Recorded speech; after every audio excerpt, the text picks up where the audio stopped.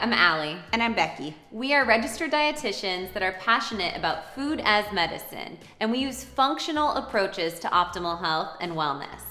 In today's video, we will be talking about the benefits of intermittent fasting, as well as 2 ways that you can boost your body fat burn. Yes. So intermittent fasting is not a new health craze or trend. The fact of the matter is, intermittent fasting is how humans have survived. If we think ancestrally back to the hunter-gatherer day, when we had food scarcity or we didn't have an abundance of food, we simply fasted. We just didn't eat. I think that's the simplest way to say it. Yeah, it's just not eating. Not eating, exactly. And the issue when we look at disease states in America, we're looking at obesity, metabolic conditions like heart disease, we're looking at diabetes and cancer. We know that Americans are overfed yet malnourished. And so taking a break from the constant stimulus and actual stressor of food can actually have therapeutic effects for your body.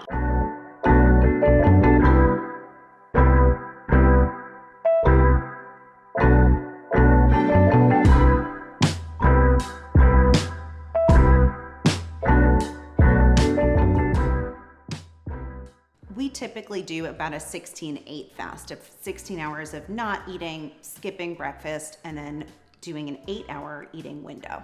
Yes. So let's unpack some of the benefits of fasting, Sure. Becki. So I think one would be weight loss is kind of the biggest, most dynamic reason, and a reason that most people will come to intermittent fasting. So just by not eating, you're calorie restricting, and you're not getting that constant ding dong of insulin signaling that's going to signal our body to store any excess calories as fat. We also see within the realm of weight loss an impact on HGH, or human growth hormone, in fasting, which is pretty cool.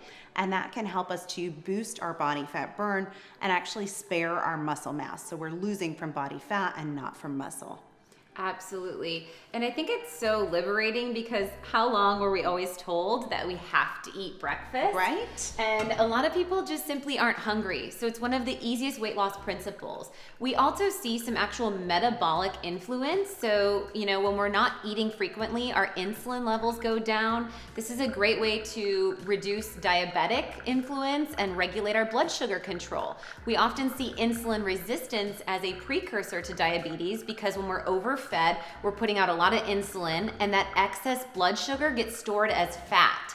So we see insulin levels go down, we see body fat burn, and when we deplete the glycogen in our liver, this is the glucose storage in our liver, after about 12 hours, the human body depletes that glycogen. And then it actually is able to go through a process of beta oxidation in the liver. This switches the body into an active metabolic state of ketosis.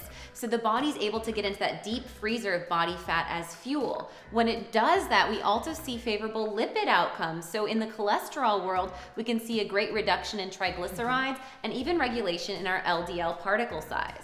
Absolutely. And those ketones also have some really magical properties even on their own. So brain boost is, I think, a big reason that Allie and I both practice fasting. We've actually seen Alzheimer's called type 3 diabetes. And then we can also see reduction of beta amyloid plaque formation in the brain that works in that mechanism of Alzheimer's progression, as well as enhanced cognitive function. Yes, that beta amyloid plaque is that tarry, sticky stuff that we see in the brain that progresses Alzheimer's. Sure. And like you said, so many research studies have shown that enhanced cognition. And taking it further, there's other mechanisms which go into this world of autophagy. So autophagy is getting a little bit geekier with you guys. This is a process of cellular cleanup. Essentially, when the cells of your body are devoid of nutrients from eating, right, during a fasted state, they have to start to go into a breakdown method to try to liberate nutrients for cellular function. In that process, there's actually a cellular suicide type process and a cellular cleanup. So in this process of autophagy, our body is able to recognize the dysfunctional components in cells and get rid of them, as well as identify pathogens. So this can really help when we're talking about immune function, when we're talking about foreign invaders like tumor activity in the body. And we're using the process of intermittent fasting now in clinical trials in conjunction of care with cancer. Super cool. It's kind of like taking out the trash, right? Most definitely, yes.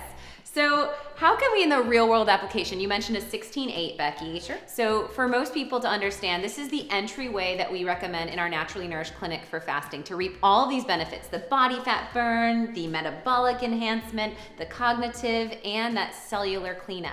There's 2 ways that we want to teach you guys how to boost your body fat burn and get into a deeper fasted state. So one is with Bragg's apple cider vinegar, or really any unfiltered apple cider vinegar that has the mother. This is the active cultures in here, which are going to be providing probacteria. This can support healthy microbiome. This can support skin health. But there's 2 components in the apple cider vinegar, acetic acid and malic acid. And these have been shown in research to actually help with blood sugar control. Did you know that before insulin was available as a drug for diabetics, they used historically vinegar for type 1 diabetics? So cool. I know. And so it actually can help with satiety and hold over appetite. It can also help with your insulin regulation and your blood sugar control. And it can help with body fat burn because it does stimulate that liver. It stimulates bile flow, so it can also enhance digestive function. So just a tablespoon or 2 of the Bragg's apple cider vinegar. I'm not gonna measure, I'm just gonna do a little splash here of what I do. And I like to recommend doing this as a shooter. So when you do it as a shooter, you're not worried about the teeth enamel as much. I don't like to dilute this in too much water, just a really concentrated shoot. And I'm gonna take one for the team. Here we go. Right. This is what it looks like. Here we go. Cheers. Why don't you talk about coffee while I do this, just in case I make a funny face.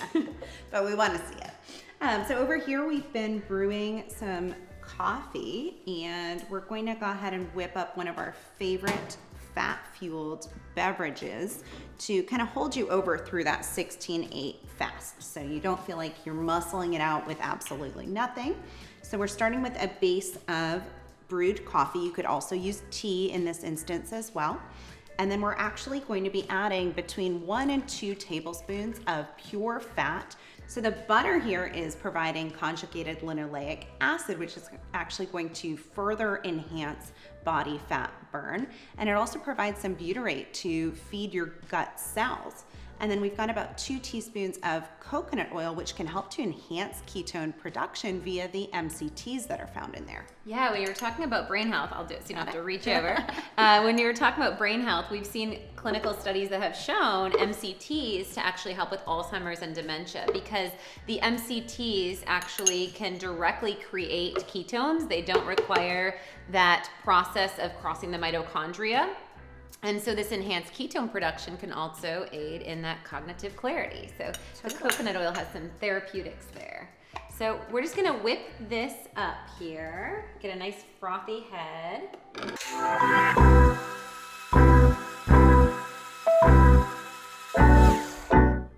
How long would you say you whipped that for, Allie?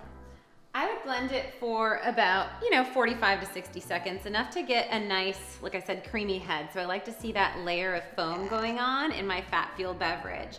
Now, like Becki alluded to, this is a great entryway to intermittent fasting, because if you don't yet have that satiety established, and if you aren't in a ketogenic state, let's say that you're eating more of a standard American diet and you just want to employ this time-restricted eating, likely you're going to experience some hypoglycemia or some blood sugar drops, because your body is acclimated to just being a sugar burner. The cool thing is, like I said, after that 12-hour fast, you get to dip into ketosis, generally speaking, so you get to become a fat burner, and that aids with that satiety. But as you're transitioning, having the fat in the morning can hold over your appetite and also prevent some of those blood sugar dips. Absolutely, and it's a great trick as well for individuals maybe looking for the cognitive function benefits or autophagy, but not necessarily looking to lose weight if they're already at an ideal or close to ideal body fat percentage. Right, and then those that are looking for more body fat loss might transition over time to a pure fast where they're just doing water, coffee, tea. But I encourage you all subscribe to our channel, because next week we're going to be talking deeper about autophagy, what truly associates a true fast. What is a protein sparing fast? What's a bone broth fast? What's a fat-fueled fast? And who's a candidate for what form, and how it could influence your metabolism. Absolutely. So many ways to do it. So if you like what you see today, definitely head on down and subscribe, and also check out while you are there in the resource section, episode 63 and 148 of the Naturally Nourished podcast, where we get really nerdy about fasting. Picture a target and then hone in. I'm going to Barbados for a year. I am.